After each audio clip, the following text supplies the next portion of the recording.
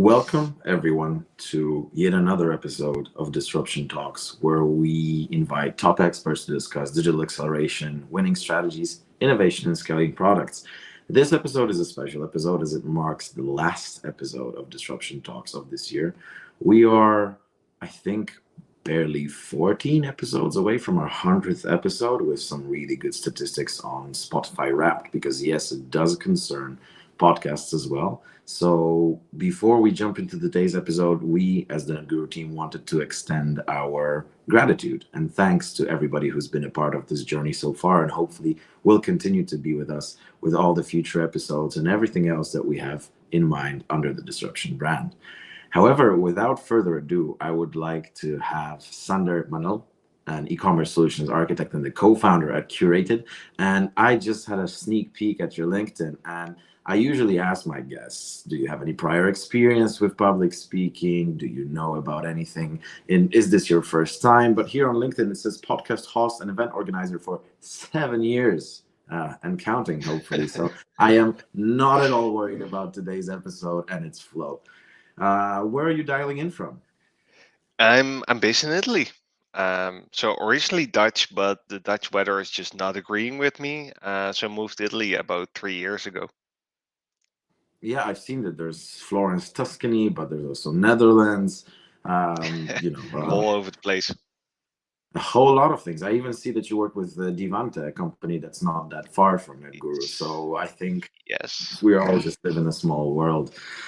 Well, let's dive right in. As much as I have stalked your LinkedIn, I think it would be good for our guests to learn a little bit more about you. So let's begin with a short personal introduction, if it's okay. Sure. Yeah, Sander Mangel, as you mentioned. Born and raised in the Netherlands, currently living in Italy.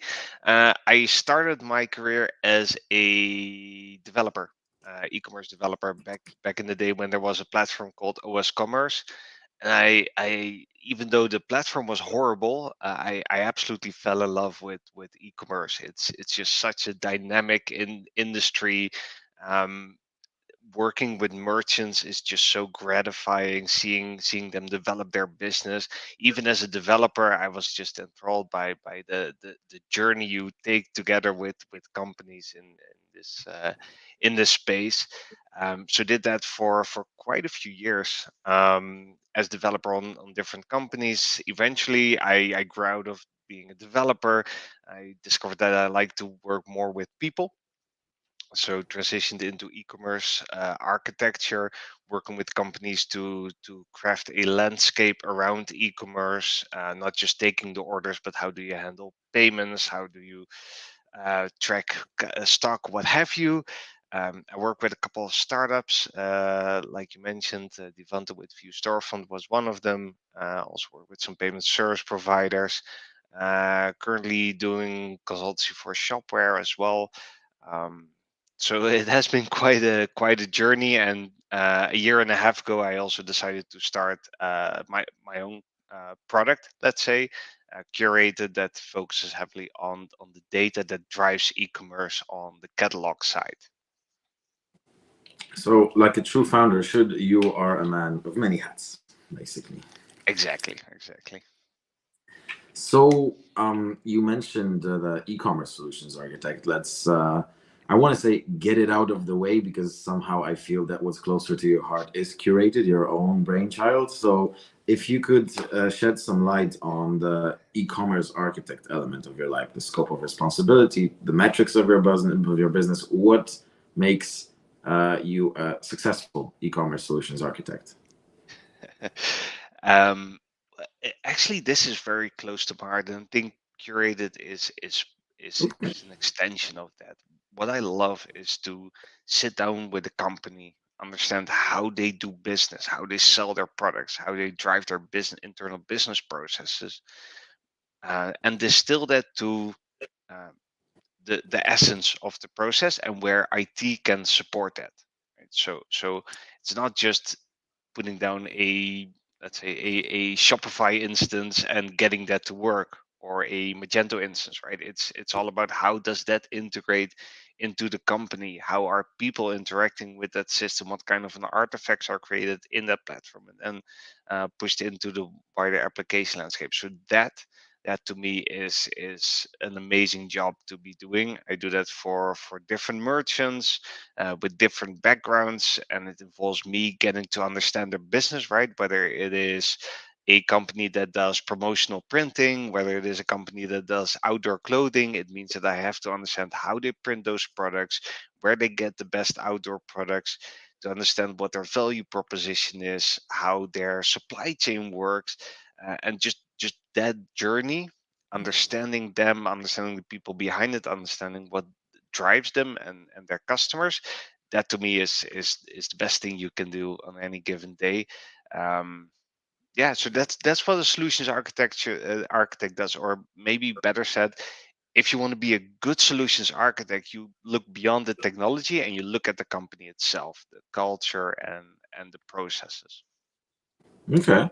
My next question was about making it into the co-founder of Curated Path, but we already sort of anticipated that with your career path, more or less, from the development to jumping out of development to the podcast host and even organizer, everything. So I won't exactly ask you how you got there exactly, but um, with regards to the curated the desired goal, the place to be, and you will become a founder and a founder only. Probably at the end of the day, yes, because founding your own company and seeing that grow is very satisfying, and it's an absolute roller coaster. I think where this was born is working with a lot of merchants. We design a beautiful web shop. We have many aspirations, right? You want to do product recommendations. You want to make sure that customers can filter the products in certain ways, that they buy the precise products that they need. And often what we found is that the product data is very limited for that. Right? We take the catalog. This catalog comes from different manufacturers. There might be a couple of images, there might be a product description, there might be maybe even a title, but then nothing else. There might be a label for color, but one calls a pair of pants crimson and the other one calls it red. And how do you normalize the data, right? So we try to solve this for different merchants at different times. And what we found is it's hard to do this just for one merchant. And that's kind of how this idea was born. What if we apply the economy of scale to it, right? What if we start to do this for many merchants and actually develop products and services around that? Because it is so fundamentally important, right? You can have the best UI, you can spend a lot of money on conversion optimization, but then if you are unclear about the product that you're selling, or you sell something and someone receives it and it's not at all what they expected, they're going to return it. So even though you invested so much in that whole customer journey, getting them to buy, then if the product is returned, it's a waste of money. So for me, it was fundamental to solve this problem. And where we started was basically to build a platform that can consume this data, to normalize it, to start leveraging AI and machine learning, which I thought were always buzzwords. But once you really start to get into it, you see the power, but also the limitations of those solutions. We started to augment the process that we had with those technologies to, at the end, deliver beautifully curated, crafted data to the e-commerce platform. Okay, so I'm looking at your website and I want to give it a go with trying to give my own explanation, and you tell me how far off I am. I Perfect. think it's a good exercise for a founder, right? So it says product data extraction, normalization, vertical expertise, product data augmentation, and automated content creation. So first step, I basically understand this as data engineering, data hygiene, making sure that everything is evaluated by the same filters. Vertical expertise. Here I will have a question mark for you because I will need more explanation on the expertise. Product Yes. data augmentation is taking all of that data which you have connected and via standardization being able to enrich and make sure that you're looking at the same colors, the same sizes, the same any adjustments basically to anything. And then the automated content creation, so basically something that will feed the imagination, eyes, ears of anybody who's going shopping online. But the vertical expertise, I as much as all of those things I was able to sort of put together with the vertical expertise, is that to say that with Curated, simply as a customer I can expect that you know everything there is to know about e-commerce and, let's say, clothing in this example? Exactly. So I don't. I mean, I'm many things, but I'm not that much into fashion. But we work together with, for example, people that are into fashion, right? So what we found is you can have great data, you can augment it all you want, but it has to make sense. So, for example, take garments, take outdoor clothing, and take high fashion, right? While they're both garments, the requirements of data are vastly dissimilar. Right? I don't care about the color of a sweater if I'm going hiking, but I do care if I have an evening out, right? So we work together with vertical experts that tell us what matters, and I've learned so much about fashion, building materials, what what have you, different verticals, how people decide on what products to buy, but also on, okay, let's say a certain T-shirt has a certain color or a certain clothing, that means that you can combine it with a certain pair of pants. And there's a logic behind it that I didn't know, but apparently it's very important. So we use that vertical expertise to augment the data to make sure it makes sense at the same time. So, for example, for outdoor clothing, we might import data that says, okay, this jacket is windproof and can resist a water column up to 10,000. Fine. Doesn't tell me a whole lot about this jacket, right? So that's where we need vertical expertise to come in and say, okay, if it's windproof and it can resist the water column, it means it's very well suited for the UK in the autumn because it's horrible weather there. And this jacket is the right thing to have when you're going for a hike there. So that kind of expertise we're trying to bring into the mix. Okay. See, this is an interesting moment for me because perhaps if I maybe have done much more diligent homework, I'd have understood this earlier. But now I know that we will be talking after the show because we've been actually conducting similar research at NetGuru. NetGuru has two main verticals, fintech and then retail. And with retail, we care about all of the things that are pretty and shiny, but also about moving the needle with regards to the supply chain. And nothing moves the needle with regards to the supply chain as much as limiting returns or getting happy customers Exactly. with, this is what I wanted to buy, this is what I got, yes, this is the experience that I needed. So Exactly. I'm just warning you that this won't be the last you'll see of me. um, so now looking back in 2022, I know that the question that we shared was the thing you were the most proud of, but uh, it's the end of the year. You've been doing podcasting. You said let's freestyle, so maybe we can do a Hall of Fame, but also a Hall of Shame. Maybe there are things that you would have done differently in 2022. So Ooh. give me the best, give me the absolute best, but also give me the things that you say, I could have done that differently. So I think they're both going to be uncurated for sure because that's my baby.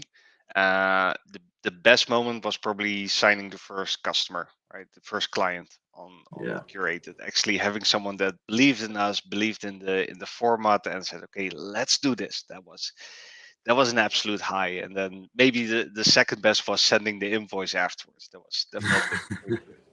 A sweet, sweet Uh, first customer. Yeah. oh man, it was so good, so good. Hall of Shame. Wow. Someone as perfect as me. This is no. Yeah, yeah. I mean, Um, this is like the interview question. Like, what's your greatest weakness? Like, you can give me the smallest violin and give me a sad story, or give us some honesty. so what would I have done different? So I think and I think many founders have run into this. When you start to develop a product, it's very hard to say it's ready, right? It's so hard to actually onboard a client and start to test it out. And this I should have done way earlier in the year. I think thinking back, honestly, in February, we were ready to start onboarding our first client. It wasn't until into the summer that we actually did, because there was always something to fix, there was always something to tweak, and at the end of the day, the things that we ended up fixing didn't really matter to the first client or even the second or the third, and the things that they came back with, saying, okay, this doesn't work for us, uh, we could have fixed those back in March. So I think what I would have done differently this year was definitely believe in the product, believe in the team I have around me, and take the plunge earlier and onboard the first client. Yeah, I mean, Reid Hoffman, right, the guy who started LinkedIn, has this quote: "If you're not embarrassed by the first version of your product, you've launched too late." Right? Exactly, exactly. So it's been going around with the first release, first version, anything, but basically the key remains the same. So now the same question, unless there's more shameful things you would like to share. Looking ahead to 2023, what do you think you're going to be the most proud of if I were to ask you the same question in a year's time from now? What are you most excited about? Mm, I hope version 2 and 3 of the platform, of course. Um, for sure that so for me it's a journey, and it's a journey I take together with my team, and just watching them grow and step up to the task. It's an amazing experience. It's quite humbling, to be honest, because I tend to want to do everything myself, something I shouldn't do. I should be believing more again in the team I have around me. So working together with them, seeing them talk to the clients, making sure projects get rolled out is something that I know also next year I'm going to be very proud of. Okay, absolutely. So now let's share some industry knowledge because we've spoken about you, we've spoken about Curated, and now let's speak about the industry more broadly. How do I quickly build an e-commerce platform? Do I go for just everything plug and play, software as a service, connect this to that, a little bit of Zapier magic, and boom? Or do I go for custom because I don't know if I'm going to be so successful? What about scale? When do plug and play solutions stop working at scale? What if I'm super successful? Like that's a huge worry for everybody starting an e-commerce platform. So I mean, you want it fast, and of course you also want it cheap, right? Just let's be reasonable here. Um, I honestly, I think starting out with a SaaS solution such as Shopify makes a lot of sense, right? It or even WooCommerce. I mean, we tend to joke about WooCommerce, but it's a great platform to get started. You can start quickly. However, it depends on the company that you are, because if you are a multi-billion-dollar multinational, even if you want to start with e-commerce, WooCommerce would probably not be the best way to go. It's all about how complex the application landscape behind it is, right? If you are starting off selling your own clothing, early days, then Shopify is probably all you need, because your processes are easy. Your stock is literally done with an Excel sheet, and you put it in yourself. If you already have an ERP system and what have you, and you have a PIM and so on, you can connect it to Shopify, of course, but there might be a limitation. And while you can deal with those limitations on Shopify, I mean, you can do development on Shopify. At some point, you might wonder, okay, maybe it's better to use an open source platform, because there I have more access to the data, or I have more granular control to what I change. So it really depends on the kind of company you are, how mature your processes are, what kind of an e-commerce platform or e-commerce team you have to manage that platform. All So right. so the short answer is it's complicated. It depends. It depends, right? But that gives me a job, right? That's good. So I will respond with my bet, and we also have a comment in the question in the comments that will build on top of that.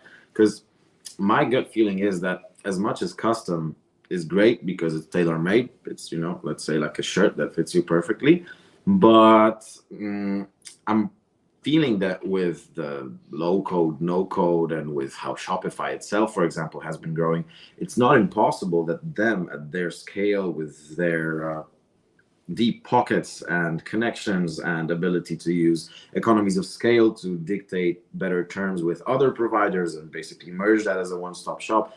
Mhm. My gut tells me that over time, even if you want to do custom, you will be able to do better custom with Shopify just due to their volume and scale and all of the possibilities that they've been granted just due to their size. And that's the question that I want to pop on the screen. It says from Tomasz Grinkiewicz that given the market downturn, how do you see 2023 for low code, no code deployment in e commerce companies? Will it accelerate or slow down a bit? My thesis that I just shared a second ago is that it's going to accelerate. Uh, Challenge me or agree with me. Yeah, good point. So Shopify definitely has a very nice platform. They have great options like functions that they recently introduced, which allows you to actually do some custom development in Shopify. And I think that is the point I want to make first. Commerce is always custom, right? So it's there's always some customization there, whether you go with Shopify or not. Using low code and no code solutions is great because it allows you as a non-developer to build stuff, but ultimately that also has to be maintained, and even low code and no code solutions can become very complex very quickly. I recently worked with a client. They automated just about anything with low code no code, but didn't have a staging environment for that. So weren't able to test stuff. And then when they tested stuff, maybe they wouldn't be able reproduce that to production. So low code, no code is a great way to handle stuff, but it also introduces complexity. I think the benefit is that you get an endless supply of new features and functionalities. You don't necessarily have to deal with upgrades all of the time. Having said that, it might be that some stuff is deprecated or changed, right? So you still need to be concerned about that. So while I think low code and no code is a good way to quickly skill up an organization, I'm not sure if it necessarily is the cheaper solution in the long run, meaning you still have to maintain stuff because APIs change, because platforms change, because business requirements change. You still need people to go in and change these things. And even though they're not a developer, it doesn't mean that you can put an intern on doing that, right? It's still complexity. You still need to think about the business logic, edge cases, impact, what have you. So I don't think it's necessarily the cheaper solution. I do think that we will see an increase in low code and no code solution because some stuff you shouldn't even be doing with a developer. It makes sense, right? Back in the day, about 15 years ago, I used to write every integration to an ERP system myself, which back then made sense because you didn't have solutions for that. But in hindsight, it was a horrible decision. Nowadays we have iPaaS platforms and service buses and what have you, right? And those are often low code and no code. It's a great way to integrate. It doesn't mean that it becomes simpler though, because creating an order and covering all the edge cases for an ERP system is still complex. So I do think it'll accelerate, um, but I don't think in the end it'll be the cheapest solution. What I think, especially with the downturn, is that a lot of companies will start to look more into how can we simplify processes, right? How we can bring down the complexity in the organization. Do we really need bespoke pricing for any of our customers? Or do we really need to have six different ways we fulfill an order? Can we just maybe do it with one or two? Maybe we can use Amazon fulfillment instead of a different warehouse in every country. So I think we'll see much more drive to bring down complexity instead of dealing with complexity through low code and no code per se. Okay. I mean, perhaps the better way to phrase this question would be not cheaper, but more cost efficient, right? Value for money. So that's the answer that you gave me, basically. So we I have, think, we have, yeah. Sorry. sorry, to that point, I think often you see kind of a pivot point, right, where you can do a lot with low code and no code, with SaaS, with just having configurations, up to a certain point where it just becomes too complex, it becomes too hard to manage, and there applying some level of custom code can actually be beneficial, right? I'm not saying per se that you should be building everything from scratch, but there it might make sense to start building out some customization, some custom code, and finding a good team to manage that. Right. So we have a beautiful synergy between our talking points and the questions that are being asked in the comments. So I will ask for another one to be popped on about the MAH revolution. MAH revolution standing for microservices based, API first, cloud native SaaS, and headless, which is just four letters for many more words, but the Mac revolution. Do you think we're slowly reaching the peak of personalization options? Just how far can personalization go in e-commerce?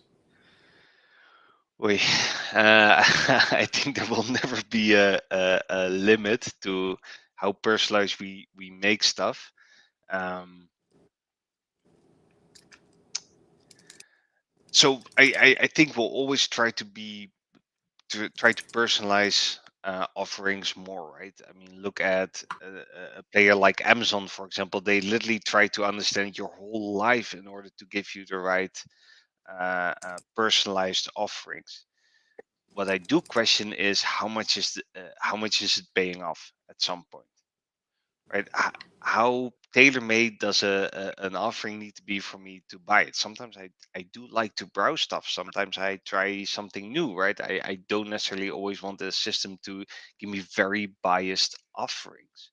So while I think that there will always be players pushing for more personalization, I do think there is a very clear point where it just doesn't pay off to invest in more personalization. What I do want to highlight here as a good co-founder is that you need good product data to personalize, right? You need to make sure that you understand the product first and then start to match that to your customers. So if you sell clothing, you need to understand all the properties of this clothing. If you know that a certain person is very active, you need to understand that certain clothing is great with stretch fabric or is water resistant or whatever. So you can start to map it onto the lives and the habits of those customers. So I think there's going to be much more drive to get high quality data and get the most out of product data and customer data, um, to make the tools that we have today more relevant than trying to per se become more evasive. Especially in the EU, right? We have more and more laws restricting this. So I think we're gonna have to be a bit more inventful in the ways we offer personalization. Okay. This works as an answer for me. Mary, let us know if it answered your question. But back to my questions. Biggest challenge for retail companies in terms of their back office processes, because just like you mentioned, the simplification is going to be the name of the game. So we're more resilient, more uh, fortified. Warehouse management, order management, last mile delivery. How can we as software companies improve that, and what part is AI playing in that, if it is at all? Right. Good question. So I think it's very important to understand these applications, to talk to the vendors, to talk to customers that have done it right. Especially on supply chain, I remember the first time I had to deal with procurement software, where in my world there's always an API to talk to, right? And I swear I sit down with this company and I tell them, okay, how do we integrate? And they say, we can send you some kind of email. I mean, would that work for you? Like APIs? No. No. XML? No. CSV export? No. Right. So it's a whole different world. And we need to start to understand this better. We also need to understand how procurement then works and how that feeds back into the wider landscape. So I think it's very important to step outside of your bubble as an agency, as a software house, and to start to understand how these applications work in the landscapes that we set up. So that really means talking to the merchants that have very mature teams that have figured this out before, talking to domain experts, talking to the vendors, getting demos from them, because it is very important. if we automate the whole of the front end, right, with whatever Shopify, Commerce Tools, Magento, Shopware, whatever you have, but then we're talking to an offline backend application landscape, the whole plan breaks down. So I think it's important to kind of step out of that bubble, really start to understand what you're dealing with. It's a lot of work. It all also pays off. So you mentioned to understand what you're dealing with. Another question from the comments. Farhan, sorry, I didn't just see it. It's very tiny on my screen. Farhan asks, what are the common and rare business problems that e-commerce companies face that are solved using data? So what is it that we have to understand about them? Oh, pretty much everything is running on data, right? Um, so I think at its essence. So for example, an order is placed for a product. What does that product break into, right? I might have an SKU, but this product has to be packed, it has to be in a certain way, it has to be shipped, it has to be, so there's cost involved in that. Can I somehow connect that to the certain order so I can start to calculate the margins as a CFO? um, let's say I have returns. I need to understand the return process, because I need to understand if something gets sent back. Is it put back into stock? Is it maybe not put back into stock? When is it available in stock again? When can I start to sell it again? Most e-commerce platforms, if you return something, if you make a credit memo, they add it directly into the stock level back. It doesn't really work like that in most companies. So these kinds of details are very important to understand as a company that develops e-commerce solutions. How is the business process? How do they respond to certain data being generated by the e-commerce platform? And what data should I be feeding them? Right. And this is just one side of it. We also have the product data, of course. So data is fundamental to anything in e-commerce, and we should start to understand not only what we generate as data, implementing an e-commerce solution, but also what data is expected by the company and how they respond to that data. Farhan, let us know if that answers your question. I've got mine. I've got mine. A lot of startups in quick e-commerce right now. Can e-commerce be sustainable? And what is its future? Maybe a loaded question. Can it be sustainable? It has to be sustainable. It doesn't have another It option. has But to be. how? How? Um, that's if I knew the answer to that, You said I would freestyle. probably We're freestyling. I'd be rich. So I think we're going to see drive to source more locally again. Maybe not to get everything from China. I do think that that is going to be a thing. Maybe not next year, but I think 2024, 25, it's going to be something that we're going to have to push for. Things like free shipping might become a thing of the past, right? Especially as we see, well, recently it has gone down, but the cost for shipping is constantly increasing. So it might just be that companies stop offering free shipping. I think the cost for products in general will go up. So as we move away from a increasingly more cheaper market, and I think a lot of companies are realizing that this is just not sustainable. I think we'll come into a market where you actually start to pay again for products, and that also will have people consider things. Uh, One of the companies I work for, a promotional printing company, they're launching this initiative where they're gonna for every kilo of promotional products that they create, they're gonna clean up a kilo of plastic in Africa, and all of their product lines should be recyclable by the end of next year, right? This kind of drivers, I think this is going to change the world. These companies are really going to define what a company behaves like in the years to come. Look at Patagonia, one of the biggest success stories in being sustainable, and also actually also making a lot of money out of it, right? I think more and more people are willing to choose for that and are willing to pay for that. Now that is a very um, you have to be able to afford that. That is a very privileged position to be able to make that decision. But I do think this is going to be something that we're going to see more and more, at least in the Western world, change the way we consume goods.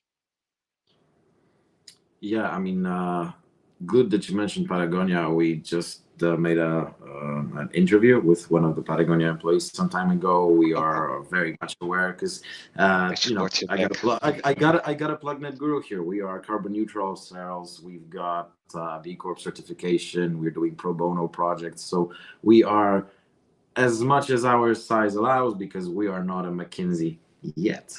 Just 1,000 people from Central Eastern Europe trying to make it. We definitely want to be at least in line with what we expect from our clients, and that is very important. I wanted to mention. I can't grasp how do you pronounce the name of this company. Is it Sheen or is it Shine? Shein, the most popular fashion brand of 2022. But in terms of just the impact on the environment, it lists somewhere between 2,000 and 10,000 items on its website daily. 6% of the designs stay on the website for more than 90 days. Only six. The rest Oh, is a lifetime of below 90 days, 94%. And it emits 6.3 million tons of carbon dioxide equivalent. Um, 92 million tons of clothes ending up in landfills each year. So, just in tune with the question about sustainability, I do hope that, and probably the younger Philip, with his perception on the economy, does not believe saying this right now, but that the regulation should put yes. some perhaps not chains, but rails on which everybody operates in a standardized way to simply avoid that. Because this is like tech debt. If we don't address Yeah. this now, this will come back in the future to eat us again. Yeah. Um, and now I wanted to take a question from the comments again from Radek. He asks about the current e-commerce landscape, major and existing players. Who's the most versatile? Who's the best to serve a small business? Who's the best to serve enterprise? This sounds like a question from a potential customer to develop something. So, um, I think there's no perfect platform, right? It really depends on what you want, what you're looking for, the kind of TCO, the kind of customizations that you need, and so on. I think in general, try to find a platform with an ecosystem that caters to as many of your needs as possible, right? So let's say you are a small SMB player in the Nordics, right? Where you ship with the local company, where you pay with the local company. Denmark is a good example. They have something called Dencard, which everybody pays with. They have great shippers there locally. I think Bird is one that does same day delivery, and they do it pretty ecological. Um, that's great. You should use those. But then if you look at a solution like Shopify, they might not be very strong in a market like that, right? They might not have the integrations for that. So while Shopify is a great way to set up a e-commerce store cost effective, it might actually push you to start using a very expensive intermediate shipping service in order to integrate with Bird.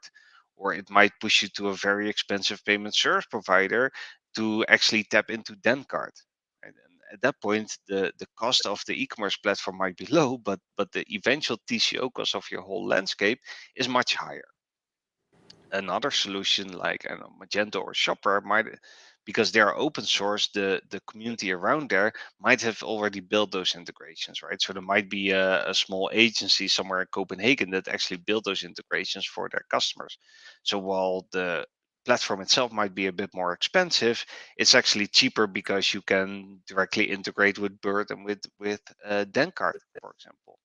And so it really depends on the kind of integrations that you need and also the kind of customizations you need. So similar with, for example, you need to customize the way you handle printing on a product. Can I do that with Shopify? Maybe, maybe not. Maybe I need to write more custom code in the form of front end SDKs or functions on Shopify. Maybe it's easier to do this with, I don't know, a solution like Spryker that is maybe a bit more expensive but easier to customize and already offers a lot of these customizations out of the box. So again, the answer is very complicated. It really depends on the requirements that you have, the kind of ecosystem that you need around the platform, and then you can start to calculate the total cost of ownership and how how cost effective a solution is. So, speaking of effectiveness, there's always the direct to customer path, right? D2C. Yeah. Many companies are taking it from clothing brands to even automotive brands like Tesla. No dealerships. No dealerships, no point, right? I mean, maybe some local dealerships, but that's just them going on their Yep. own, not a Tesla developed strategy. When is it right? When is it wrong? Where Oh, does it make sense? Where does it make sense to rephrase my question? if you have a strong brand and you want to have that relationship with the end customer, it makes a lot of sense, right? If I want to buy a Tesla, um, I opt for this whole world of Tesla, right? I have Tesla chargers, I have Tesla clothing. Probably, I want everything Tesla, so it makes sense to buy directly from Tesla. Um, but I will go to a Tesla website. I don't need to have a whole customer journey where I search for different options of Teslas, let's say. So if there's less comparing going on, it might make a lot of sense. If there are a lot of if there's a lot of brand loyalty, again, it might make a lot of sense. When you're a brand with less recognition, a brand that maybe is purchased alongside stuff, right? You might have fashion and fashion accessories. You can sell it separately, both through a D2C solution, but maybe people actually want to buy it together because they're shopping for an outfit for a specific evening. So there, an aggregator um, might make a whole lot more sense. Second, it's just business process.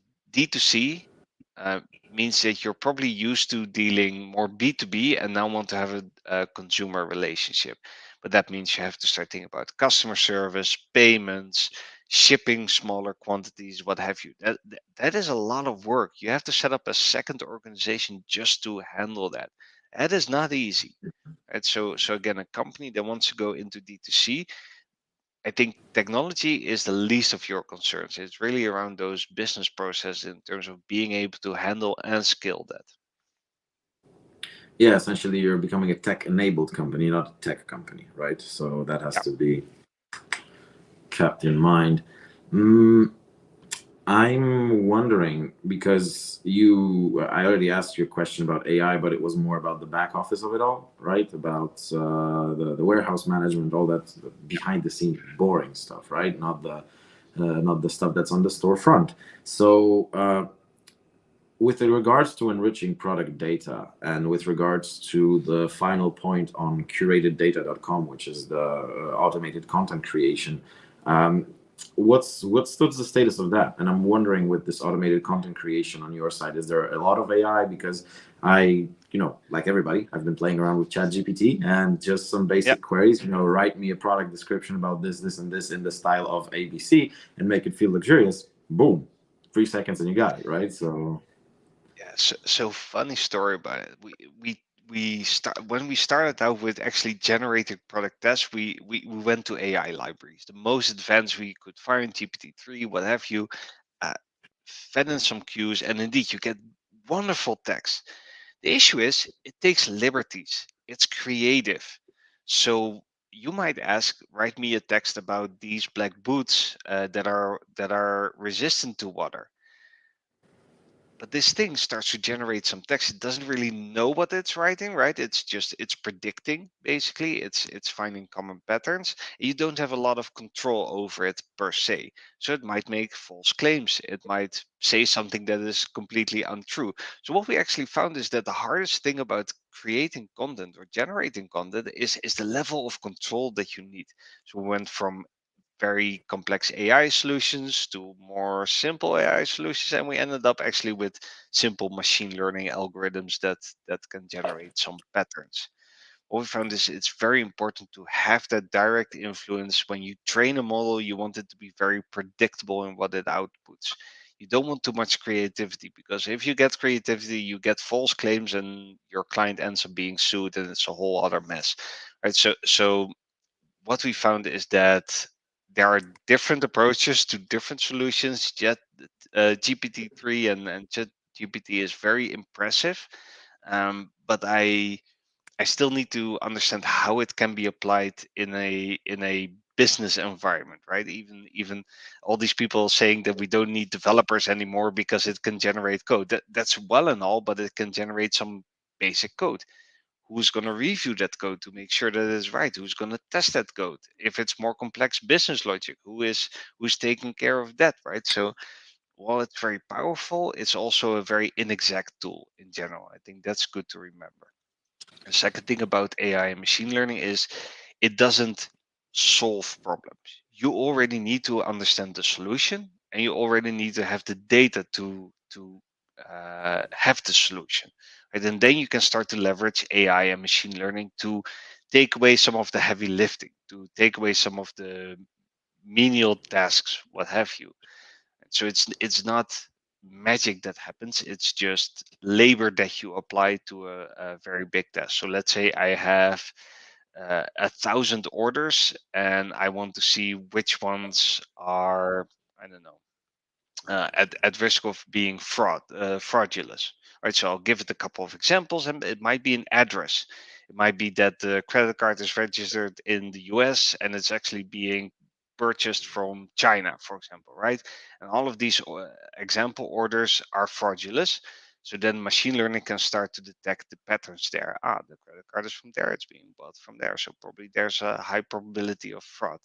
But that means I already have the solution. I already have the data to prove that there's a fraud. It's not like AI will figure out for me how to detect fraud per se. So that's very important to understand with machine learning and AI. It doesn't solve things magically. You have to teach it how to solve things. Yeah, I mean, it's I've been also reading up about this, and there's the requirement of you coming with a lot of creativity with regards to how you ask the questions, understanding Yeah. the limitations. That, for example, if you ask it to scrap something from the internet or find it, and it doesn't have the ability. For example, I asked it about several people who are moderately famous in Poland. Some of them were recognized, some of them weren't. So that definitely the lack of this access to real-time data is an issue, but also the understanding of how do you form questions to a brain that basically cannot know what it doesn't know, unlike the human brain of sorts, which makes this a very philosophical instead of e-commerce conversation. So let's take it back. And so we're talking here about enriching, about making it shiny, the greatest, most memorable experience. But 2023 is coming, and things are begging to be better, to not say that they might be bad economically across the entire plane, regardless of industry, regardless of business stage or size or maturity. Do you see a possibility that the downturn has such consequences that consumers expect poorer shopping experiences because they receive poorer shopping experiences, because businesses become so lean and focused on survival instead of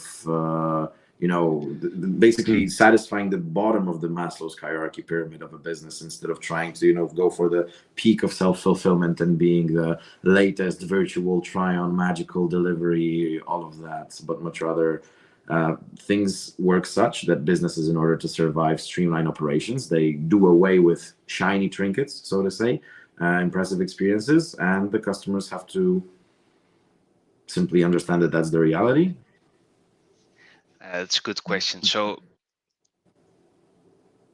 I think a downturn like this mostly polarizes, right? Because it's not that money is disappearing, it's just money is in different places. And I think people become more aware of the money that they have. So I think it'll form a chasm between what is considered cheap products and high end experience. And so Okay.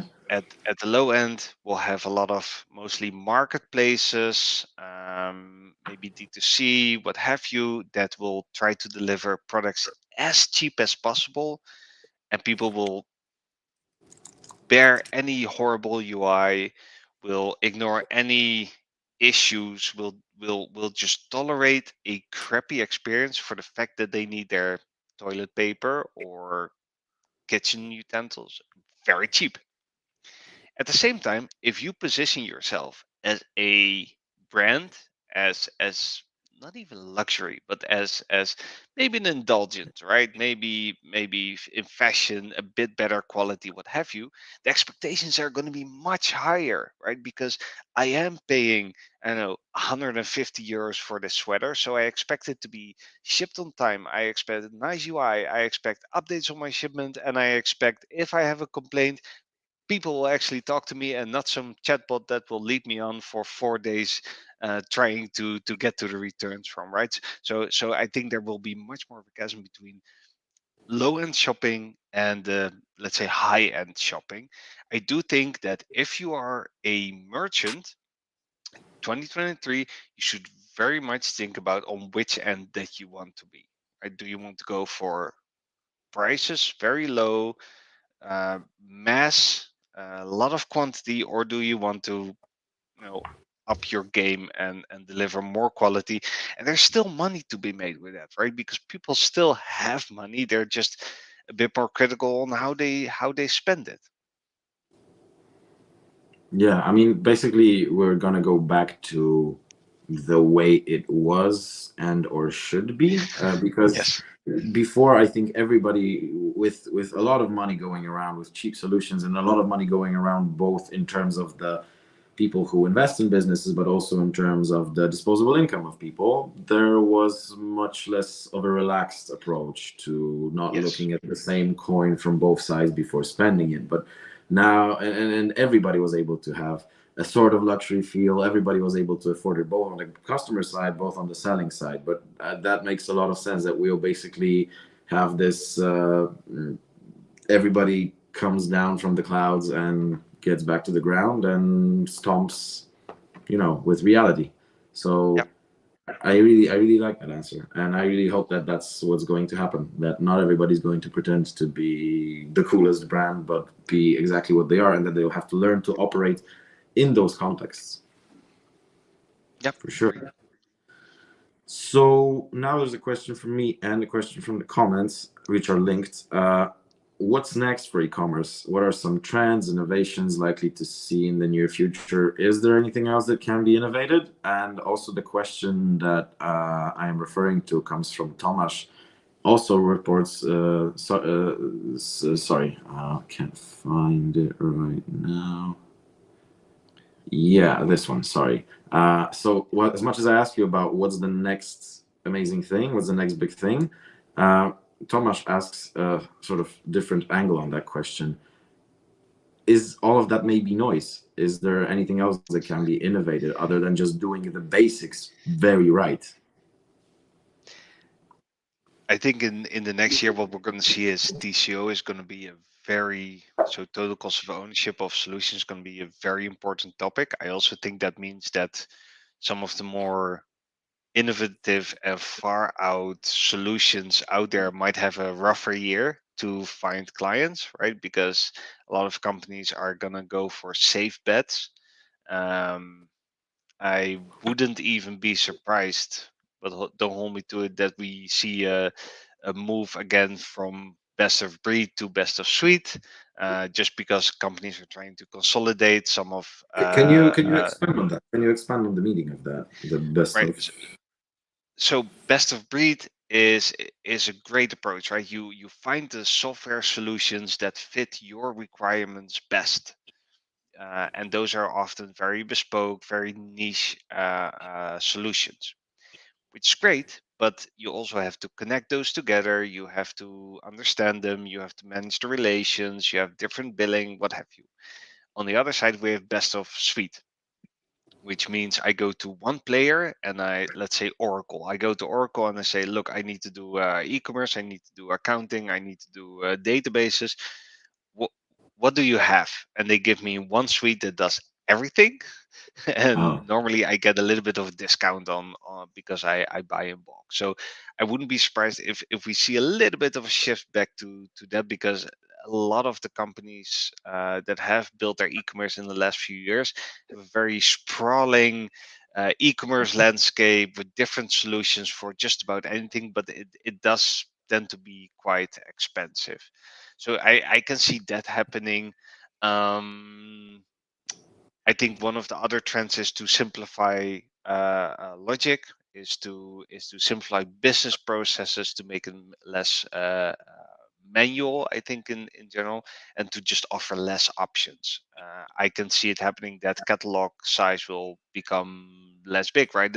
Like you mentioned, having 20,000 products on your web shop, and all of them you have to have stock for, and all of them they have different sizes, and then you throw away half of them because it doesn't sell because you didn't need a size XXXS of this purple sock that nobody wants to buy, right? So I can see that changing as well. So I think that is going to be also a heavy focus point. So where I think that in the last few years, it was all about innovative technology to scale faster, to be better performant, to have more conversion. I think in the next year we're going to see a much more moderate approach to e-commerce as we head into this downturn. Right. So since we're nearing to the full hour and we'll be wrapping up the episode, I have two short questions. One is on the e-commerce nature. The other one is completely out of tech. Um, VTO, hot or not? Have you seen a solid implementation of that? Is it a fad? Is it too early? Maybe the current tech just simply doesn't allow it. Uh, was the expectation that we're going to have less returns and maybe happier customers, more immersive experience? But have you seen this work? Have you seen any brand execute on that I sense? haven't personally. I would love to see it. So if anyone in the comments has a good example for me, I would love to see a good implementation, but I haven't seen it yet. Also, where it scales well. So for me, it's interesting, but it's not hot. I think it's another avenue that we should uh, keep in mind. Okay, let's see if it gets hotter in 2023. And now the last question.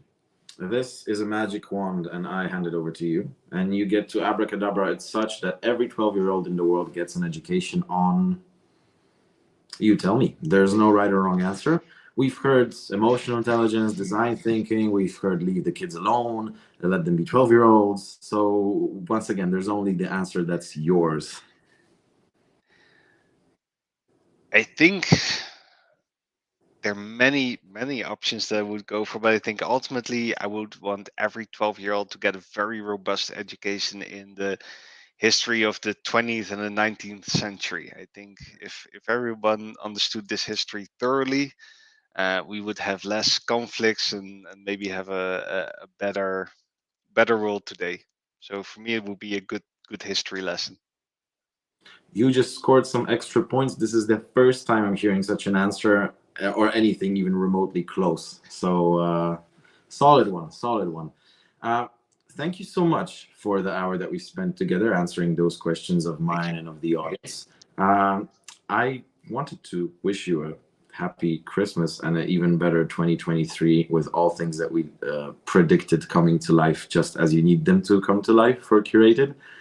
And otherwise, dear audience, once again, thank you so much for being with us during the last episode of this year. And stay tuned because, as you know, we don't only do disruption talks, we do various other live streams, we do physical events, and those disruption forums are coming your way in 2023 as well. So thank you, and don't be a stranger in 2023. And Sander, thank you for today.